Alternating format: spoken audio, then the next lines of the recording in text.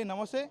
ఈరోజు ప్రస్తుతం మనమైతే కాళేశ్వరం ప్రాజెక్టులోని భాగంగా ఉన్నటువంటి కన్నపల్లి లక్ష్మీ బ్యారేజ్ వద్దన అయితే ఉన్నాం. దీని గురించి మనతో పూర్తి స్థాయి సమాచారం ఇవ్వడానికి బీఆర్ఎస్ నేత సురేష్ యాదవ్ అయితే ఉన్నారు. ఆయనతో మాట్లాడించే ప్రయత్నం చేద్దాం. అన్న చెప్పండి అన్న, అసలు ఈ ప్రాజెక్ట్ ఏంది, అసలు ఎందుకు మోటార్లు ఆఫ్ చేయాల్సిన అవసరం వచ్చిందంటారు కాంగ్రెస్ ప్రభుత్వం?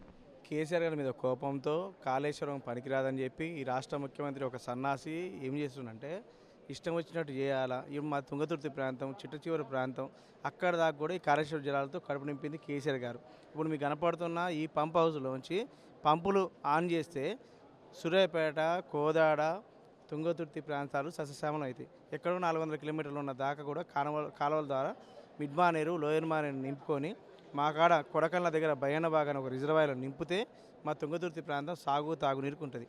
కానీ ఓన్లీ కేసీఆర్ గారి మీద కోపంతో ఎలక్షన్ల కోసం ఒక స్టంట్ చేసి కాళేశ్వరం పనికిరాదని కోపంతో ఆ రోజు కాళేశ్వరం మీద బూచి చూపెట్టి ఓటు దండుకుని ఈ రాష్ట్ర ముఖ్యమంత్రి. మూసి మాత్రం సుందరీకరణ చేస్తే 1,50,000 కోట్లు బాగుంటుంది, కానీ 80,000 కోట్లతో ఇలా తెలంగాణకి వరప్రధానంగా ఉన్న కాళేశ్వరం ప్రాజెక్టు పనికిరాదని చెప్తున్నా ఈ రాష్ట్ర ముఖ్యమంత్రి అసలు ఎలిజిబుల్ కాదు ఈ రాష్ట్రానికి. ఎందుకంటే రైతాంగానికి అవసరం కోసం ఒకప్పుడు తెలంగాణ ఉద్యమంలో ఒక పాట ఉండేది. తలాపున పారుతుంది గోదావరి, మన ఊరు మనుషులకు ఎడారని. ఆ తలాపున పారుతున్న గోదావరిని తీసుకొచ్చి మా తుంగతుర్తి ప్రాంతంలో తెలంగాణ రైతులు కాళ్ళను కడిగింది కేసీఆర్. ఓన్లీ కేసీఆర్ గారి మీద కోపం తప్పితే ఈ రాష్ట్ర ముఖ్యమంత్రి ఇంకో ఉద్దేశం లేదు. పంపులు ఆన్ చేస్తే ఏమవుతుందని మాట్లాడుతున్నారు. పంపులు ఆన్ చేస్తే ఏమవుతుంది?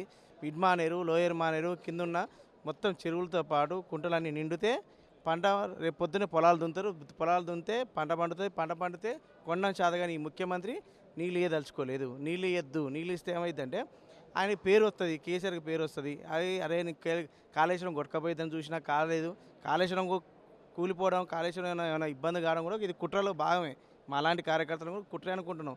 ఏదో బూచిగా పెద్ద పెద్ద రిజర్వాయర్లే కొట్టుకపోతున్న సందర్భం. ఇలా కాళేశ్వరంలో 10 లక్షల క్యూసెక్ల నీళ్ళు గోదావరి పాలవుతున్నాయి. కింద ధవళేశ్వరం నుంచి సముద్రం కలుస్తున్నాయి. అవి పంపిణీ చేసుకుంటే ఇలా నిన్న లోయర్ మానేర్ కానీ మిడ్ మానేర్ కానీ ఎండిపోయి ఉంది. అంత ఇవాళ వచ్చేది ఆగస్టు వానలు అసలు సరిగ్గా లేవు.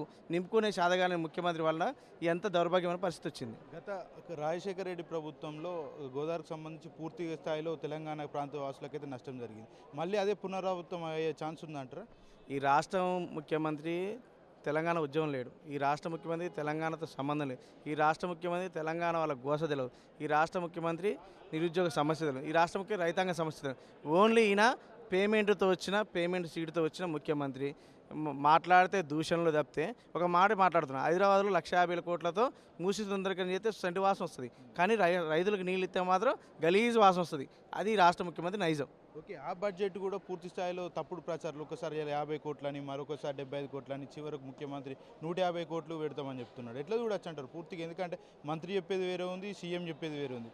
ఎట్లా చూడొచ్చు అంటారు? అది 8 సీట్లు ఇస్తే 16 సీట్లతో తెచ్చింది ఈ రాష్ట్రానికి గుండు సున్నా. కానీ ఈ రాష్ట్రంలో రాష్ట్ర బడ్జెట్లో కూడా తెలంగాణ రైతాంగానికి గుండు సున్నానే వచ్చింది. ఏం మాట్లాడుతున్నా? రైతు బంధుని, రైతు భరోసా చేస్తాను ఈ రాష్ట్ర ప్రభుత్వం ఇంతవరకు రూపాయి కూడా ఇవ్వలేదు. ఇదే విధంగా వ్యవహరిస్తే రాబోయే రోజులు ఎలాంటి చర్యలు తీసుకోబోతున్నారు? ఒకసారి మోసపోతారు, ప్రతిసారి మోసపోరు, గోసపడరు.